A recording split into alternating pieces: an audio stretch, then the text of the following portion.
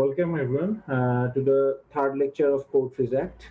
Yesterday we talked about suit of partition. In case, just for a funny example, I can say that, for example, our Sarwan Ahmad Mahin and his brother, after their father's passing, they are in dispute. So they decided to go to the court and distribute their property. They have huge properties, like 2 crore, 3 crore properties, and they're going to distribute the property among the among the Warishans, and as they couldn't do it amicably, so they went to the court for partition, and therefore the court decided which part, whose brother or whose or the land which will be divided, how, and how much proportion each brother is going to get. So this is suit of partition. Okay, and I also discussed the 7 point on this lecture. The 7 point, which is about the suit of an interest assignee of a land revenue. You might study, sometimes you appoint an agent or assignee. You give the assignment to someone who will collect the revenue.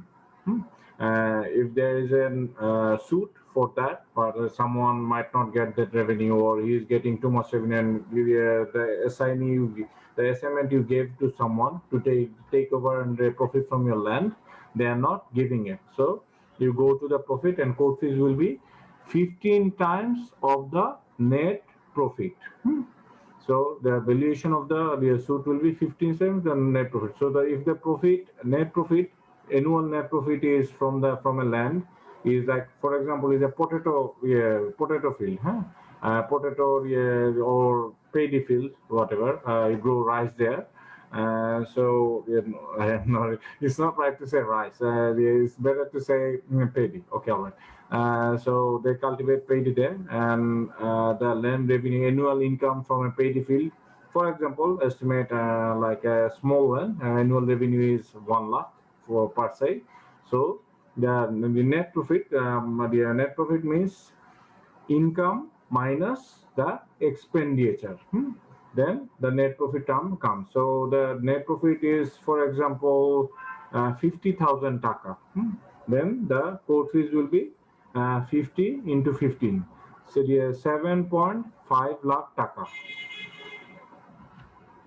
So 7.5 lakh taka is the valuation of the suit.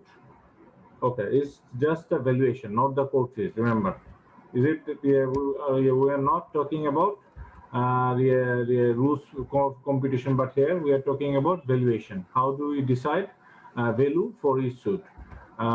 Because this is about profit, not about the land.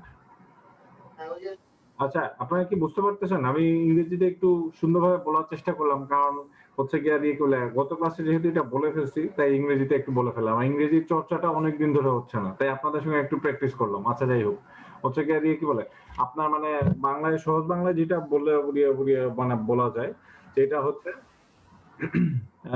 হচ্ছে গিয়া আপনার, মানে এখানে আমরা বলতেছি মামলার মূল্যমানটা কিভাবে হয়। দেখেন, সবগুলোতে কিন্তু মামলার মূল্য ধরাটা কঠিন। সাপোজ জমি জমার মামলা, আপনার জমির মামলার দাম কত এটা আপনি জানেন, হ্যাঁ, কিন্তু এই ধরনের ক্ষেত্রে যে লাভ যে আসে, লাভের উপরে মামলা, এটা কিন্তু জমির উপরে মামলা না, মনে রাখবেন। এগুলোতে মামলার মূল্যমান খুঁজে বার করতে হবে, মূল্যমান খুঁজে বার করে এর উপরে হচ্ছে গিয়ে কোর্ট ফিস দিতে হবে। কারণ পার্টিশন সুট, হ্যাঁ, দেখেন এখানে হচ্ছে কিন্তু এটা ফিক্স। পার্টিশন হচ্ছে, সাপোজ মাহিন এবং তার ভাই দুইজনের সম্পত্তি আছে, 2 ভাই, তারা 2 কোটি টাকার সম্পত্তি আছে। তো হচ্ছে সম্পত্তিগুলো সাপোজ দুইজনের হচ্ছে কি আপনার, মানে কোথায়, ওসমানী নগরে বিঘা জমি আছে, হ্যাঁ, ধরেন 1 একর জমি আছে, 2 একর জমি আছে। তো প্রত্যেক ভাইয়ের বাবা মারা যাওয়ার পর প্রত্যেক ভাইয়ের হাতে পড়বে 1 একর করে।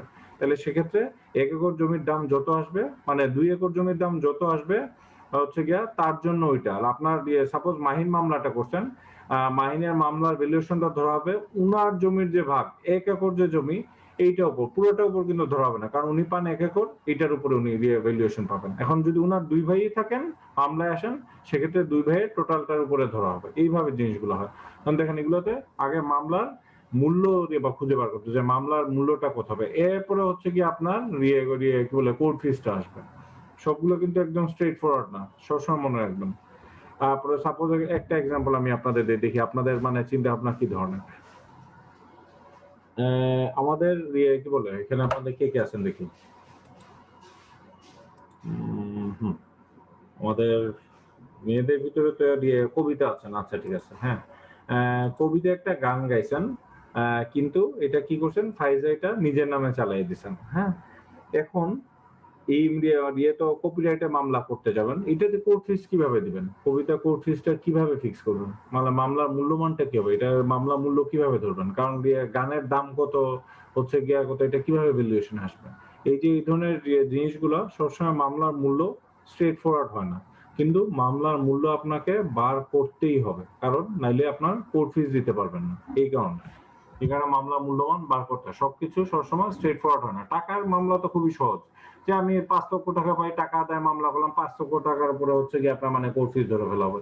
কিন্তু সবসময় মামলার মূল্য ইজি আসে না। যেমন ধরেন এই যে এখানে এসআইনি হচ্ছে গিয়ে আপনার মানে কি বলে জমির উপরে, হ্যাঁ, কাউকে আপনি ওই যে আছে না বর্গা দিয়ে দিচ্ছেন, হচ্ছে গিয়ে আপনাদের বলে মানে আমাদের ঢাকার আশেপাশে সাভার ধামরাইতেও তো হয়, তারপরে আমাদের সিলেটেও হয় আশেপাশে। আমরা সিলেট শহরের ভিতরে তো মানে শহরের ভিতরে না, যে শহরের একটু বাইরে জমি জমা আছে অনেক, এগুলো অনেকে আছে, অনেকে বর্গা দিয়ে দেন। হ্যাঁ, এটা হচ্ছে কি মানে মানে আমাদের লোকাল ভাষায় এটা বলতেছি আমরা, বাট মানে ইংরেজিতে বললে আমরা বলতাম অ্যাসাইনি, উনাকে অ্যাসাইন করে দিয়ে দিচ্ছে। হ্যাঁ, আর কি বলে এখন যিনি দিয়ে দিচ্ছেন উনাকে আপনার যে প্রফিট দেওয়ার কথা ছিল, আপনি জমির মালিক হিসেবে ওটা দিলেন না, উনি মামলা করবেন।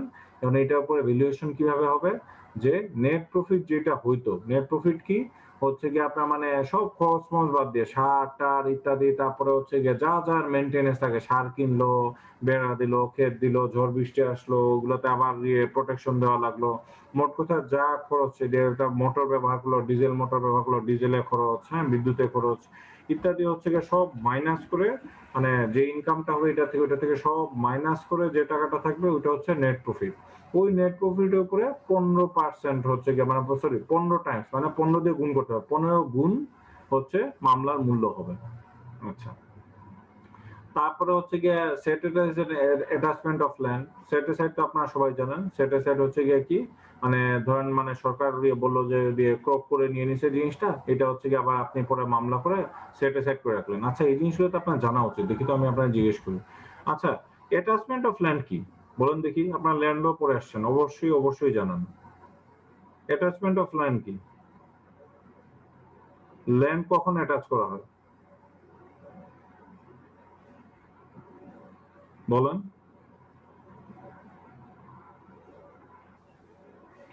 অ্যাটাচমেন্ট অফ ল্যান্ড তো স্যার ভূমির সাথে সংযুক্ত যে কোনো জিনিস। কি বলে কোর্টের টার্ম এটাকে কি বলা হয়? অ্যাটাচমেন্ট অফ ল্যান্ড মানে মানে আপনার জমি যখন মানে কোনো কারণে সাপোজ রেভিনিউ দিলেন না, ট্যাক্স দিলেন না, হ্যাঁ, তারপরে খাজনা দিলেন না, কিংবা হচ্ছে গিয়ে আপনি একটা মামলা চলতেছে, হ্যাঁ, তো এটা মামলায় আপনি মানে হেরে গেলেন, তখন হচ্ছে গিয়ে ল্যান্ড কি মানে দিতে পারলেন না, তখন এটা ক্রোক করলো। এই যে ক্রোক করা ক্রক করা ঠিক আছে, ঠিক আছে, আমি ক্রক আপনার করা। মানে শব্দটাকে একবারও পান নাই। ঠিক আছে, ক্রক করা ঠিক আছে। দান দেখি মানে ফাইজা, এটা উত্তর কি হবে? অ্যাটাচমেন্ট অফ ল্যান্ড মানে কি? জব্দ করা আর কি। ইয়েস।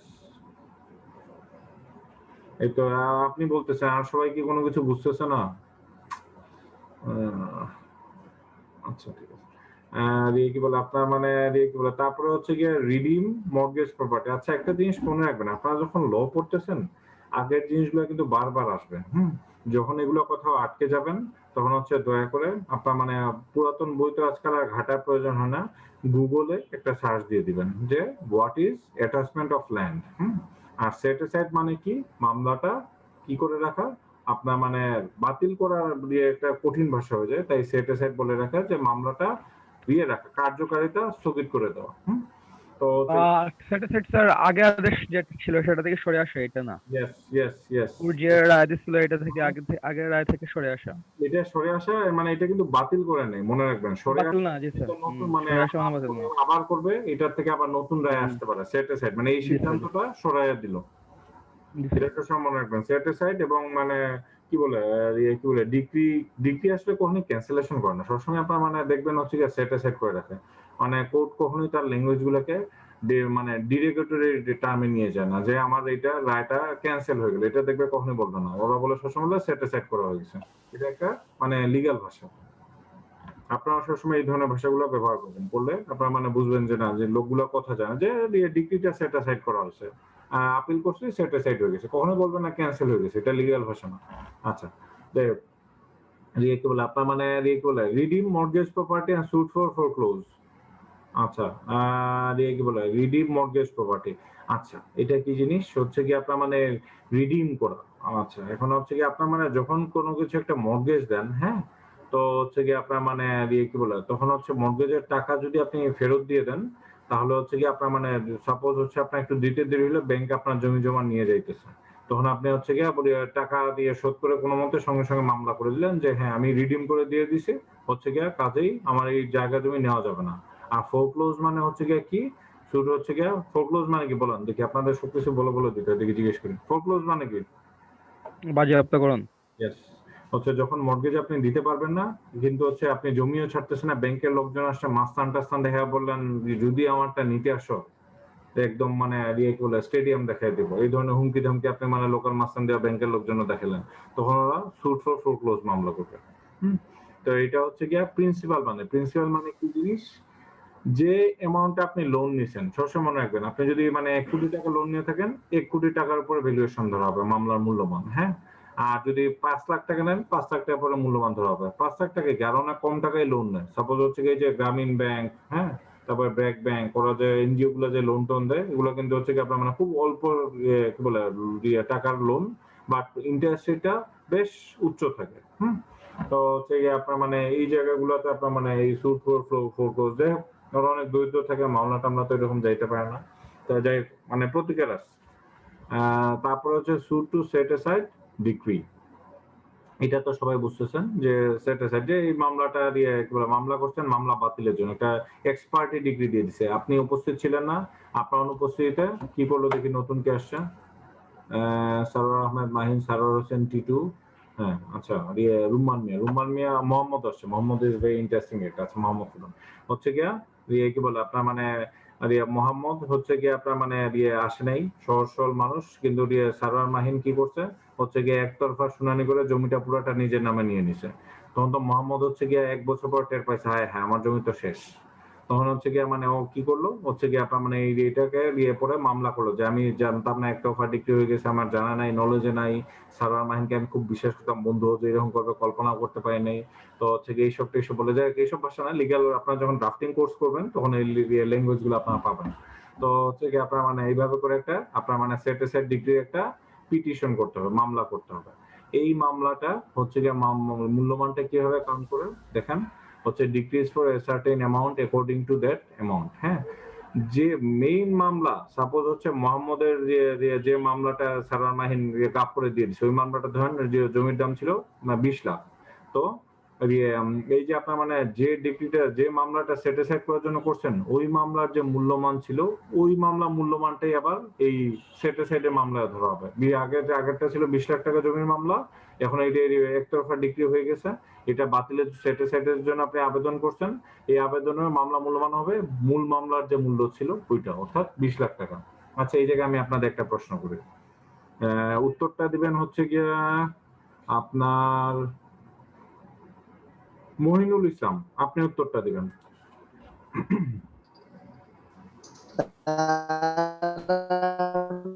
আপনার উত্তর দিতে হবে না, উত্তর দিতে হবে না, লাইনের অবস্থা খুব খারাপ, বুঝে গেছে, ধন্যবাদ। দিতে হবে না, কথা বুঝে যান। আচ্ছা, ঠিক আছে, এমডি মহিনুল ইসলাম গেল, কাকে উত্তর জিজ্ঞেস করা যায়, মাহিনকে জিজ্ঞেস করলেই পারবে, ফাইজাকে জিজ্ঞেস করবে, বুশরা সুলতানা কবিতা, আপনার প্রতি প্রশ্নটা, ঠিক আছে, আপনার মানে প্রশ্ন উত্তর যেটা আপনি দিবেন, আপনি কি শুনতে পাচ্ছেন?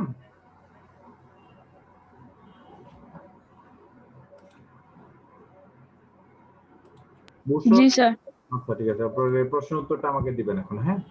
আপনার মানে ফাইজা হচ্ছে গিয়া আপনার মানে একটা মামলা করছিল আপনার বিরুদ্ধে, এই মামলায় হচ্ছে গিয়া আপনার বিরুদ্ধে ডিক্রি জারি হয়ে গেছে। কি মামলা ছিল এটা, যে ফাইজা হচ্ছে কি আপনার মামলা করেছিল, আপনি ওর গানটা নকল করে বাজারে ছেড়ে দিয়েছেন, এটা গানের কথা এবং সুর ওর, হ্যাঁ। তো হচ্ছে গিয়ে আর কি বলে আপনার মানে এই মামলার মূল্যমান ফাইজা দাবি করছিলেন হচ্ছে গিয়ে আপনার কত, আপনার কাছে ক্ষতিপূরণ চাইছেন বিয়ের মামলা তো 25 লাখ টাকা, হ্যাঁ। মামলা মূল্যমান 25 লাখ টাকা চাইছেন। এখন কোর্টের রায়টায় সব কবিতার বিরুদ্ধে চলে গেছে। কবিতার লয়ার ছিলেন হচ্ছে গিয়ে আপনার মানে কি বলে সারওয়ার আহমেদ মাহিন। মাহিন হচ্ছে কি বলে ওর ওই দিন হচ্ছে গিয়ে আপনার খুব ইমার্জেন্সি পড়ে গেছিল, হচ্ছে কোর্টে আসতে টাসতে পায় নাই। তো হচ্ছে গিয়ে আপনার অনুপস্থিতির কারণে কোর্টের পছন্দ নেই, দিছে মামলা দিয়ে ডিগ্রিটা একদম বিপক্ষে চলে গেছে। যদি এরকম রিয়েল লাইফে হয় না তারপরে বলতেছি। তো হচ্ছে গিয়ে আপনার মানে কি বলে হয়ে গেল। এখন কবিতা কোর্ট আপনার বিরুদ্ধে ডিগ্রি দিয়ে দিছে যে তুমি ওকে বিয়ে করবা, 25 লক্ষ টাকা ক্ষতিপূরণ দিবা। এখন আপনি হচ্ছে এটাকে সেট সাইডের জন্য আবেদন করতেছেন, হ্যাঁ, যে এই মামলায় এই গ্রাউন্ডে হয় নাই, একতরফা ডিগ্রি দিয়ে দিচ্ছেন। আপনার মানে মাহিন ছিল না, আপনার তরফে কেউ ছিল না, একতরফা ডিগ্রি হয়ে গেছে। এটাকে বলা হয় ইংরেজিতে এক্সপার্টি ডিগ্রি। এখন আপনি সেটের জন্য আবেদন করতেছেন, আপনার মামলার মূল্য কত হবে কবিতা? আমি বুঝি নাই স্যার, আমি অসুস্থ, কিছুই বুঝতে পারি নাই। জি স্যার।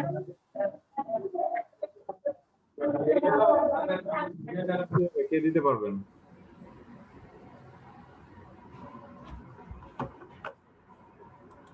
কবিতার মামলার মূল্যমান কত হবে? 25 লক্ষ স্যার টাকা। 25 লাখই হবে। চমৎকার, আপনারা দুইজনে বুঝছেন। আচ্ছা মোহাম্মদ, 25 লক্ষ টাকা কেন হইলো?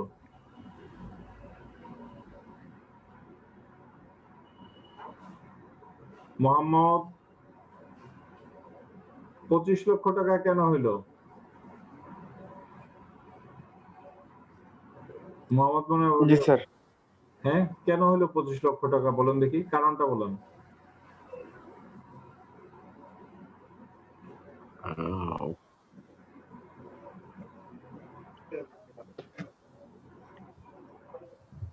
আচ্ছা মাহিন অথবা ফাইজা, আপনাকে দায়িত্ব দিলাম, আপনারা হচ্ছে গিয়ে মানে যারা বুঝে নাই ওদের আপনি বুঝতে পারছেন তো?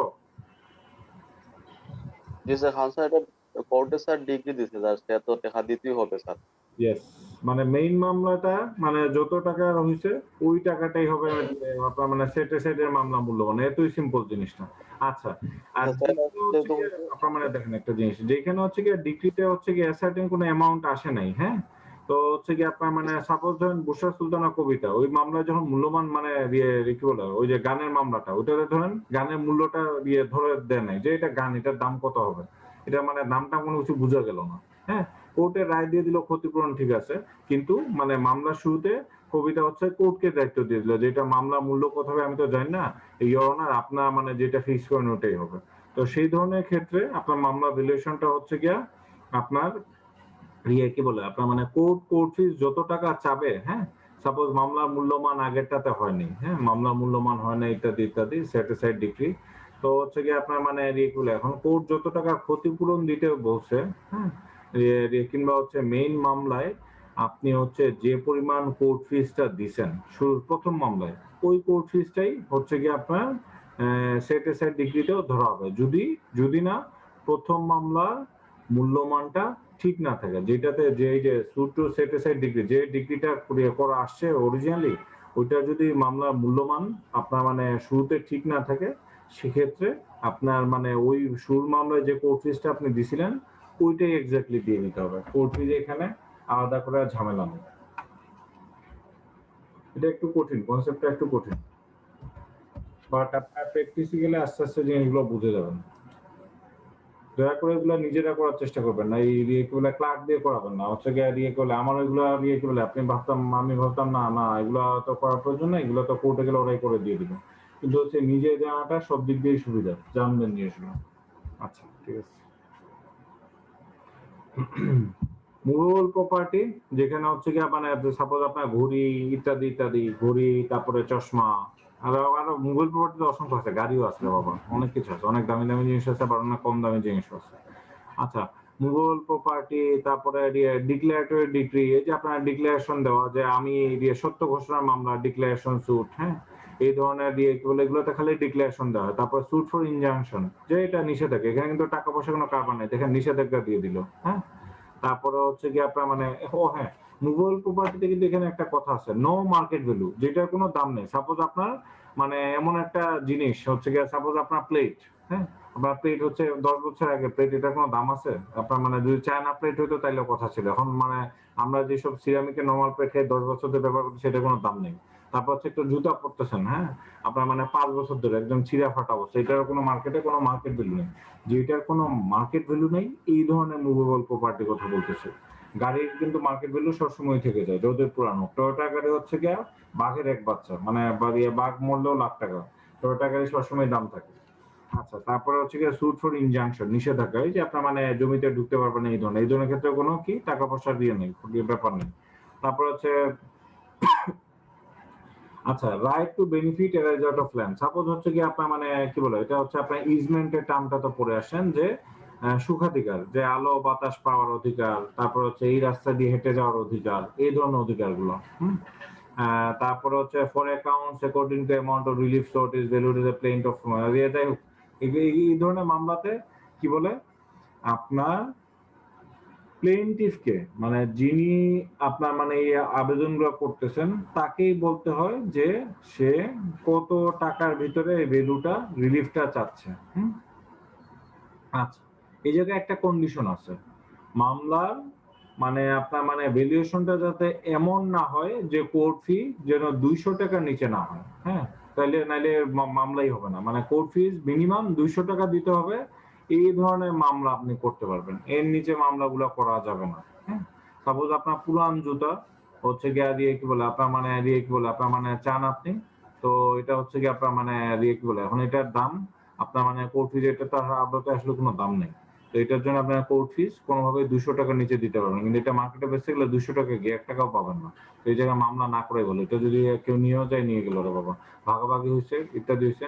এখানে জিনিসগুলো মনে রাখবেন, আপনারা কিন্তু ক্রিমিনাল এবং সিভিল পেঁচায় ফেলবেন না, না বলে নিয়ে গেলে সেটা কিন্তু থেফট, হ্যাঁ, ওটা হচ্ছে ক্রিমিনাল মামলা। কিন্তু এখানে হচ্ছে আপনি জিনিসটা পাবেন, এইটা মনে রাখবেন। সিভিল মামলা ক্রিমিনাল মামলার ভিতরে পার্থক্য হচ্ছে, ক্রিমিনাল মামলায় আপনি অপরাধ করছেন, আর সিভিল মামলায় ঠিক আছে অপরাধ না, এটা আপনার একটা দাবি অথবা অধিকার, এটা আদায় করতেছেন। আর ক্রিমিনাল মামলা হচ্ছে আপনার সঙ্গে অপরাধ একটা ঘটে গেছে, তো হচ্ছে আর এখানে হচ্ছে আপনি দাবি আদায় করছেন, তারপর সম্পত্তি ভাগ বন্টন নামা, জমি আসে নাই, তারপর গানের রাইট, আপনার অধিকার ক্ষুণ্ণ হচ্ছে, যেসব জায়গায় আপনার অধিকার ক্ষুণ্ণ হয় সেই জায়গায় সিভিল মামলা। ক্রিমিনাল মামলা কি, আপনার কোনো কিছু করতে হয় না, সরকারি হচ্ছে গিয়ে প্রসিকিউটর ধরে মামলা টামলা করে দেয়। সিভিল মামলা আপনার নিজে উকিল ধরে করাইতে হয়, অবশ্য ক্রিমিনাল মামলায় করাইতে হয়, সিআর মামলাতে, কমপ্লেইন রেজিস্টার মামলাতে আপনার নিজের উকিল দিয়ে করাইতে হয়। আচ্ছা, এটা হচ্ছে কি আপনার কোথায় আছে। আর আচ্ছা, আপনার কি কোর্ট ফিস একটা বইটা কিনছেন তো? বই তো না, সরি, ওই যে কি বলে বেয়ার একটা, এটা কিনছেন তো সবাই? হ্যাঁ, কিনছেন?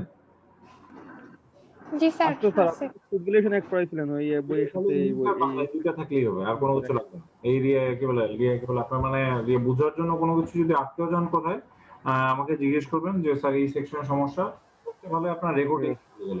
কি ব্যাপার, কে শহীদ হয়ে গেল হঠাৎ করে? 8 জন ছিল, যে একজন হঠাৎ করে শহীদ হয়ে গেছে। আচ্ছা, যাই হোক, আপনার কি বলে আপনার এটা গেলে, এটা হচ্ছে গিয়ে আপনার ইয়েতে পাবেন, সেকশন 7 প্যারাগ্রাফ 4, এটাতে পাবেন। আবারও বলতেছি, সেকশন 7 হচ্ছে কোর্ট ফিজ অ্যাক্টের হার্ট, হ্যাঁ, ওইখান থেকে পুরা কোর্ট ফিজ অ্যাক্টের সবকিছু সাপ্লাই হয়, যে না এটাই হবে এই সেকশন, এইটাই হচ্ছে গিয়ে আপনার একদম মেইন সেকশন। ঠিক আছে,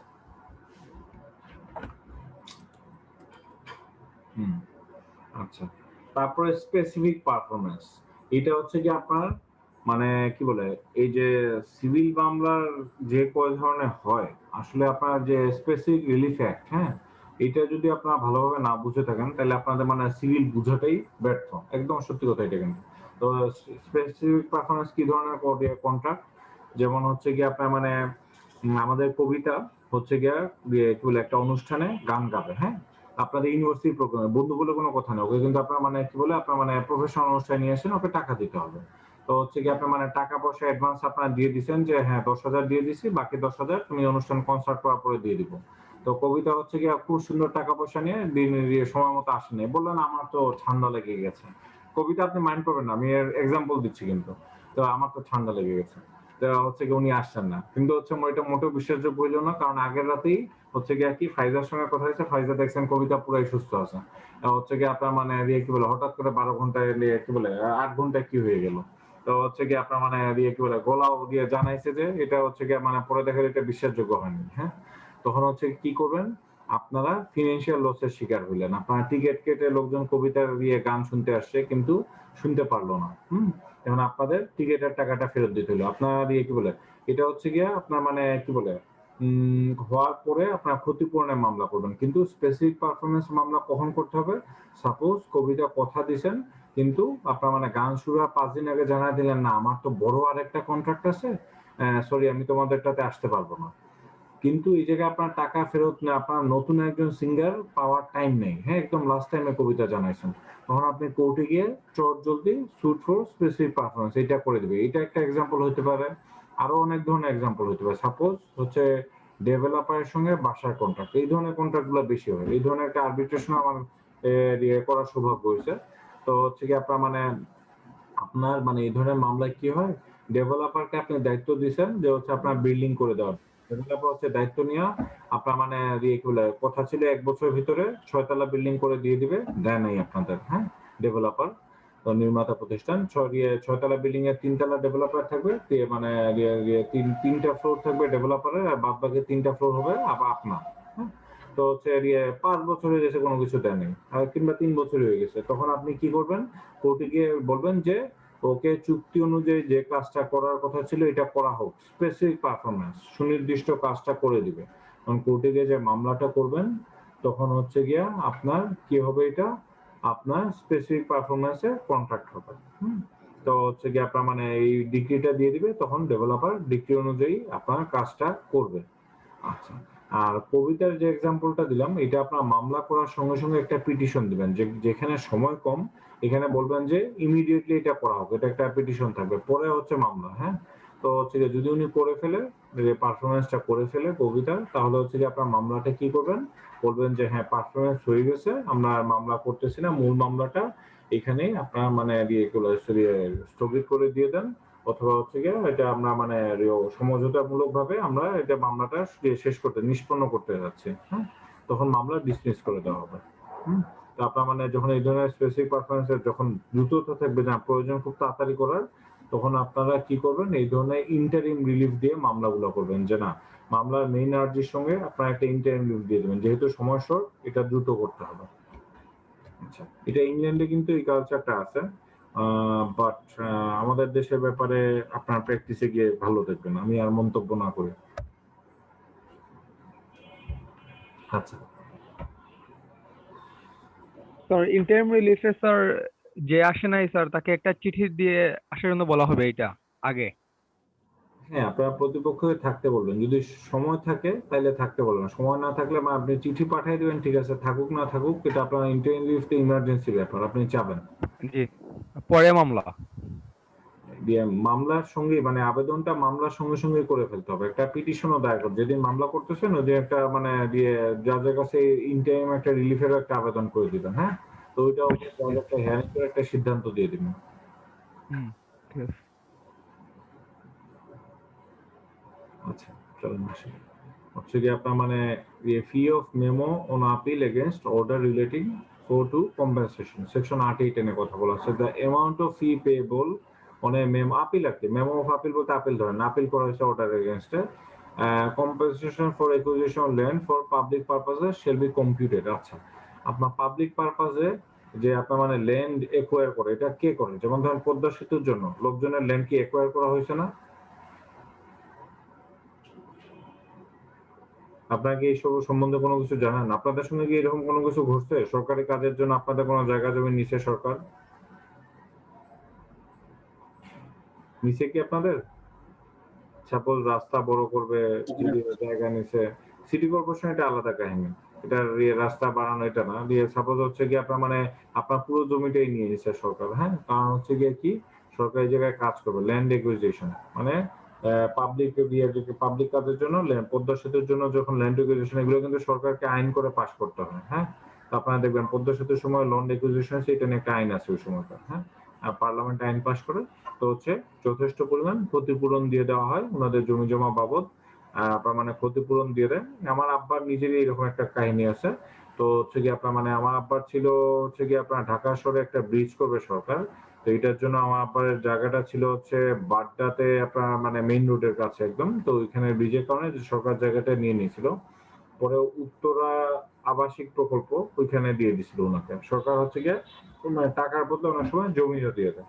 তো হচ্ছে কি আপনার এই যে ল্যান্ড একুইজিশন করে সরকার বিভিন্ন সরকারি কাজের জন্য, এই ধরনের মামলার ক্ষেত্রে আপনার মানে সাপোজ দিল না, আপনি মামলা করলেন, তখন হচ্ছে গিয়ে মামলা ভ্যালুয়েশন কিভাবে কাউন্ট হবে? হ্যাঁ, আপনার মানে এই যে আপিল, সরকার আপনাকে যে টাকাটা দিছে, সাপোজ সরকার আপনাকে দিছে 10 লাখ টাকা জমিটা নিয়ে। হ্যাঁ, কিন্তু আপনি এটাতে সন্তুষ্ট না, আপনি মামলা করলেন, আপনি চাইলেন যে না 10 লাখ তো খুবই অল্প বললাম, সরকার দিছে ধরেন হচ্ছে 50 লাখ টাকা, কিন্তু আপনি মনে করতেছেন যে না সরকার কি করছে এখানে আমাকে মানে কম মূল্য দিচ্ছে, আমি 1 কোটি টাকা পাবো।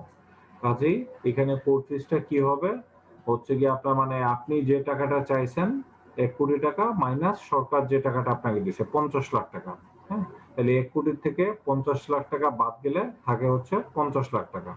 আচ্ছা, এখন এই জায়গায় আমি আপনাদের মানে কি বলে একটা প্রশ্ন করতে চাই, হচ্ছে গিয়ে আপনার এই যে ডিফারেন্স মানে সরকার যে টাকাটা আপনাদের ফেরত দিচ্ছে আর আপনারা যে টাকার দাবি করছেন, এই দুটার মানে কি বলে পার্থক্যটাই হচ্ছে গিয়ে আপনার মামলার মূল্যমান। এখন দেখি তো কয়েকজনকে জিজ্ঞেস করি কি বুঝছেন এটাতে। তাজুল ইসলাম, তাজুল ইসলাম শুনতে পাচ্ছেন?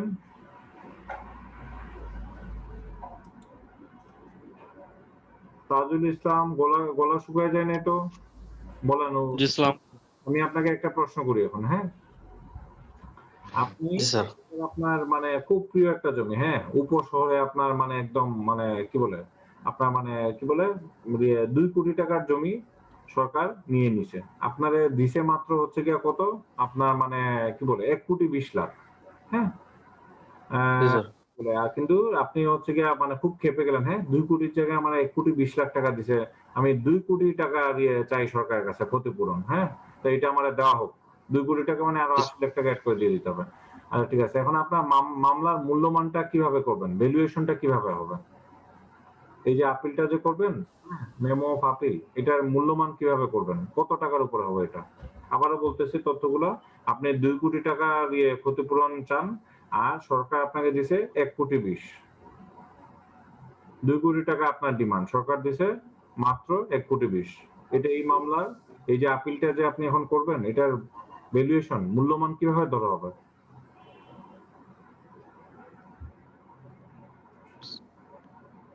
যে কোনো মুহূর্তে লাইন কেটে যাবে, আপনাকে আর 5 সেকেন্ডের ভিতর উত্তর দিতে হবে। স্যার পারতেছি না স্যার। আচ্ছা, এটা হচ্ছে খুব সহজ, এটা হচ্ছে 80 লাখ টাকা হবে।